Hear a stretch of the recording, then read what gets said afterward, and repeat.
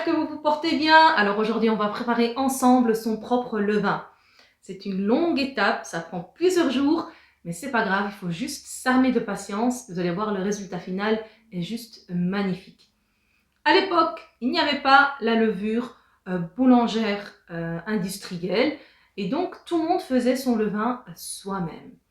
Alors il faut savoir que ça permet d'aérer beaucoup mieux notre pâte à pain, pâte à pizza, une pâte levée, mais également ça permet de conserver ce pain un peu plus longtemps qu'avec la levure industrielle.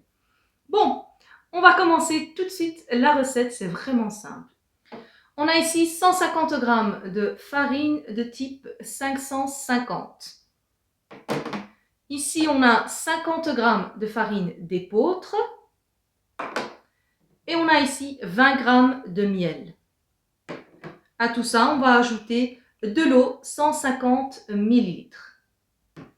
Alors, il faut que l'eau soit bien sûr bien chaude. Pourquoi est-ce qu'on ajoute du miel? Tout simplement parce que le sucre va pouvoir nourrir les bactéries. Donc, ça va permettre d'activer encore plus l'effet de la levure. J'espère que vous êtes prêts. C'est parti, on commence tout de suite la recette.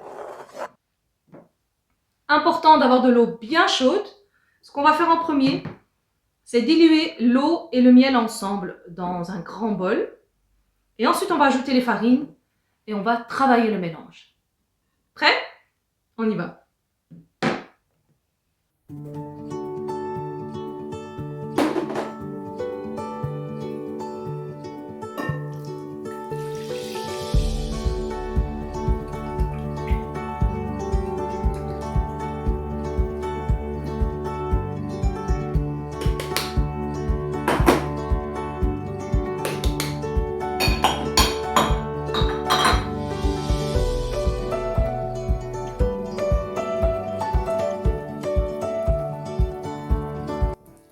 Alors on travaille bien la pâte, on écrase bien le mélange jusqu'à ce qu'on ait vraiment quelque chose de bien lisse. On évite d'avoir des grumeaux.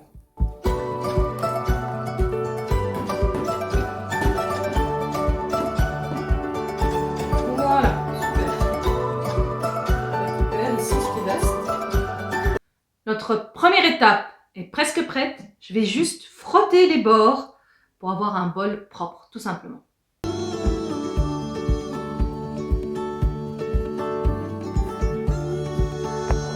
Avant de passer à la suite, je voulais juste vous expliquer. Alors moi, je la travaille dans un grand bol. Je nettoie les bords pour que ça reste propre. Beaucoup utilisent des pots, ils la mettent dedans. Ensuite, ils la vident pour passer à la deuxième étape et ils la remettent dedans et ainsi de suite. Alors moi, pour faire des économies de vaisselle et de travail, on va travailler à chaque fois dans le même bol jusqu'à ce qu'on approche de l'étape finale. À ce moment-là, on la conservera dans un bol comme ceci. Voilà, ça c'était pour vous expliquer le pourquoi du comment. On va continuer maintenant. Je vais juste couvrir d'un papier film et ensuite on va la mettre à conserver dans un endroit bien chaud.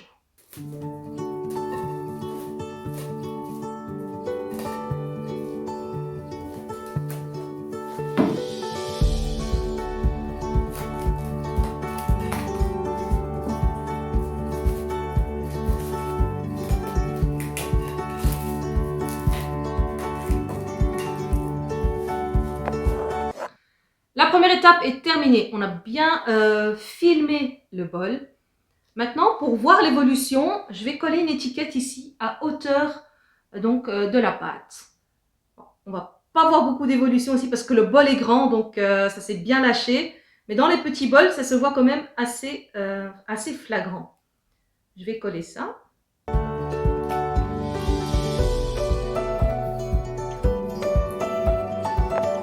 On a placé l'autocollant pour avoir notre repère.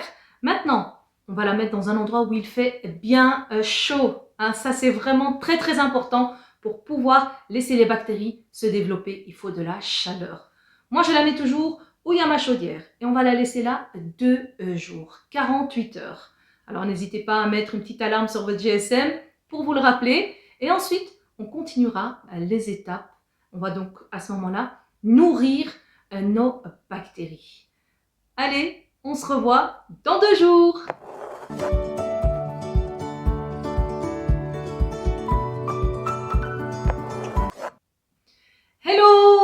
48 heures se sont écoulées. Je suis de retour. On va continuer notre levain. Alors ici, on peut le voir il s'est déjà bien développé quand même. Il y a plein de bulles sur la surface. Je vais déballer le mélange. Ah, il y a déjà une petite odeur. Ça commence à sentir un peu comme la levure. C'est très très bien. On a les fameuses petites bulles. J'espère que vous voyez bien. Donc, ça commence à bouger. Maintenant, on a laissé ici les bactéries se développer. On va faire ce qu'on appelle ici nourrir. Donc, on va redonner à manger à nos bactéries pour qu'elles se redéveloppent encore plus, qu'elles deviennent puissantes. Pour ça, je vais rajouter de la farine d'épeautre. On a ici 30 grammes, donc 30 grammes de farine d'épeautre. Et on a à nouveau 280 grammes de farine de type 550. Et 150 millilitres d'eau, toujours de l'eau chaude. Alors on va mélanger le tout là-dedans, tous ces ingrédients-là en une fois. Je le retravaille avec la corne à pain et on va de nouveau laisser reposer. Donc c'est parti, je vais tout verser là-dedans.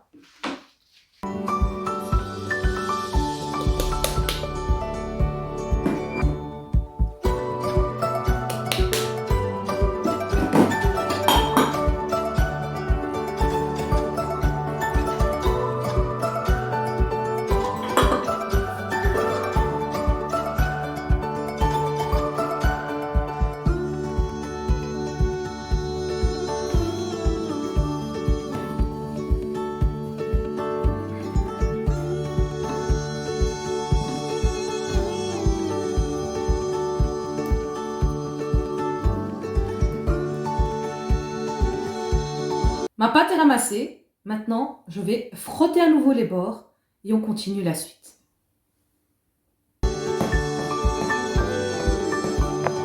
Ici, toutes mes excuses, petit souci avec la caméra.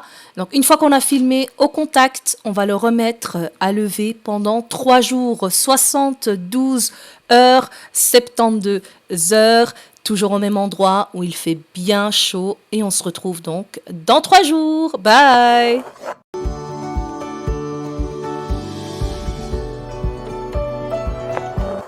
Hello, nous voici de retour après 3 jours.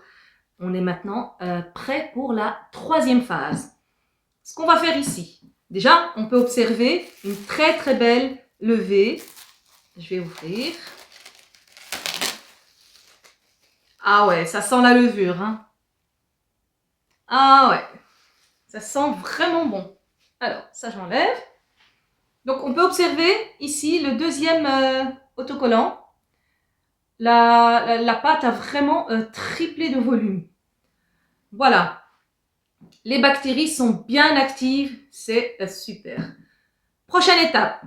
On va récupérer ici 200 grammes du mélange. Et à ces 200 grammes, je vais ajouter 200 millilitres d'eau et le double en farine. Donc 400 grammes. OK? Allez, on passe à cette étape.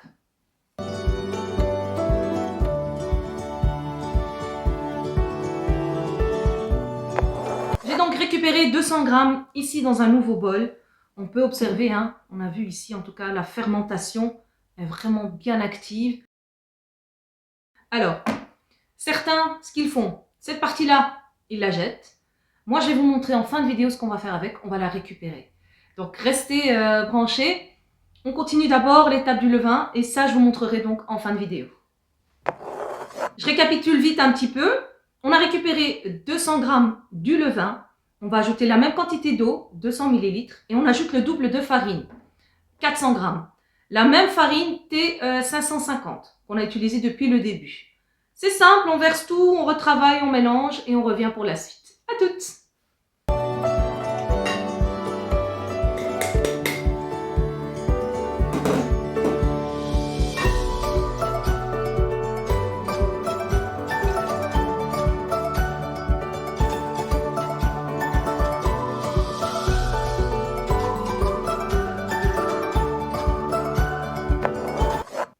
Je l'ai bien travaillé, ramassé à la main, tout simplement parce que ça n'allait pas avec la spatule. Et vous, à la maison, n'hésitez pas à utiliser votre robot si vous voulez. Donc, je l'ai remise dans mon bol tout propre, je l'ai lavée. Maintenant, je vais la couvrir et on va la laisser lever pendant 12 heures. Voilà, et on se reverra. Normalement, après 12 heures, la levure devrait déjà être bien active. On approche de la fin des étapes. L'étape qu'on vient de faire s'appelle rafraîchir. Les premières étapes, c'était nourrir. Maintenant, on rafraîchit notre base. Je couvre toujours d'un papier film et on va la laisser lever toujours au même endroit. Hein, il faut de la chaleur. Les bactéries aiment la chaleur pour se nourrir et se développer. Voilà. Si vous voulez, vous pouvez remettre un petit autocollant ou quoi. Moi, je ne mets rien. À vue d'œil, je vais le voir si elle va gonfler ou pas. C'est parti maintenant pour 12 heures de levée et on se retrouve juste après. À tantôt!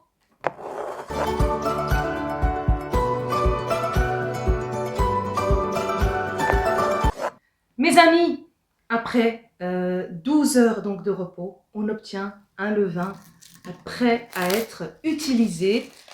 Alors, je vais retirer le papier. Ouh, ça sent la levure. Ça sent un petit peu aussi l'acidité. Et alors, je ne sais pas si on voit, regardez-moi ça ici. Hein. On a vraiment de la levure, c'est bien activé, bien aéré. C'est super.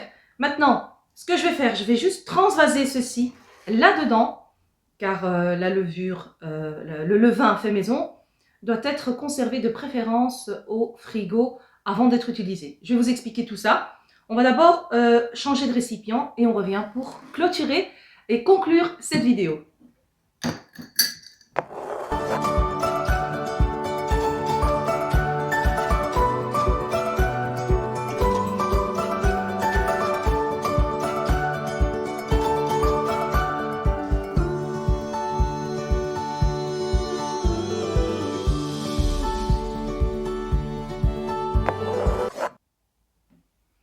Voici donc le résultat final. Ici, on a notre levain complètement terminé. Et ici, on a une partie de notre levain déshydraté. Alors, on va tout de suite aller voir comment procéder pour obtenir ceci. Et on revient pour clôturer et donner tous les détails pour utiliser cette levure fait maison. Donc, au lieu de jeter ça, on va tout simplement le réhydrater pour pouvoir l'utiliser ultérieurement. Par exemple, comme ça, on en aura sous la main. Beaucoup le jettent à la poubelle, mais voilà, on peut lui donner une deuxième vie, alors pourquoi s'en priver? Je vais simplement ajouter à ça 500 g de farine de type 550. On va bien travailler cette pâte et on se retrouve juste après.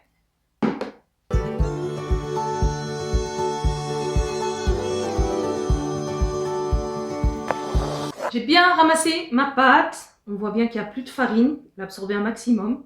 Maintenant, ce qu'on va faire, on va prendre un plateau qui va au four. On met un papier sulfurisé et on allume le four à 100 degrés. Voilà. Et tout ce qu'il nous reste à faire, c'est émietter ce mélange.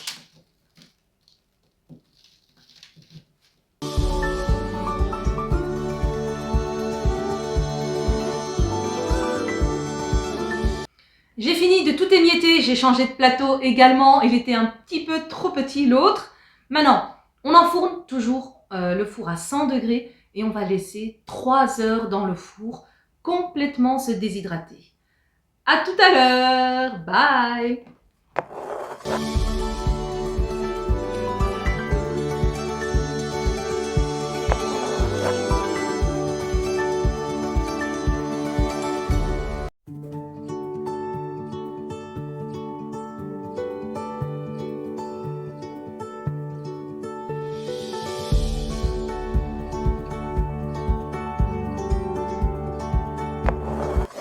Après 3 heures de séchage au four, on laisse refroidir à l'extérieur pendant une bonne heure.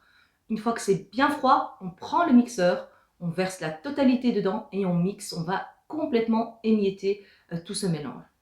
Important que votre mixeur soit bien sec. Ça, c'est vraiment très important.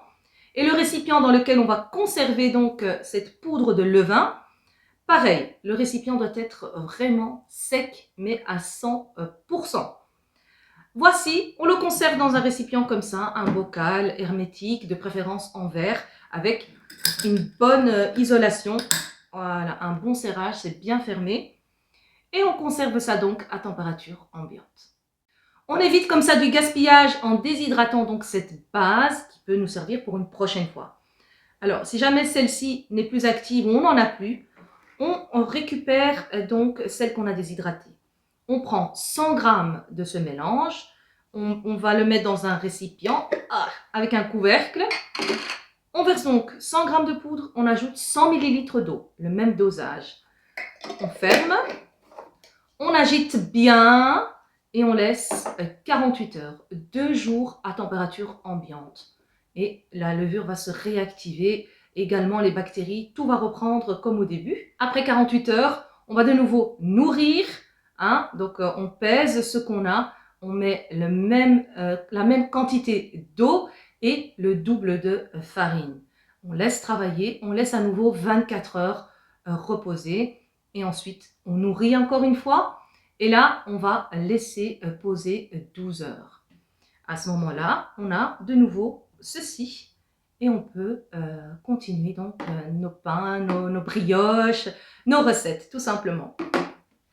Alors ici, une fois qu'on a notre levain donc, qui est prêt à être utilisé, là on peut l'utiliser si on veut comme ceci. Mais l'idéal, parce que là la levure est trop active, c'est de le laisser encore au frigo 2 jours pour ralentir un petit peu la fermentation, pour la ralentir. Ensuite, 48 heures après, on la sort du frais, on la laisse sur le plan de travail à température ambiante, 2, 3, voire 4 heures, et ensuite on commence à faire son pain. Pour utiliser ce levain dans son pain fait maison, pour 500 g de farine, on utilise 250 g de ce levain.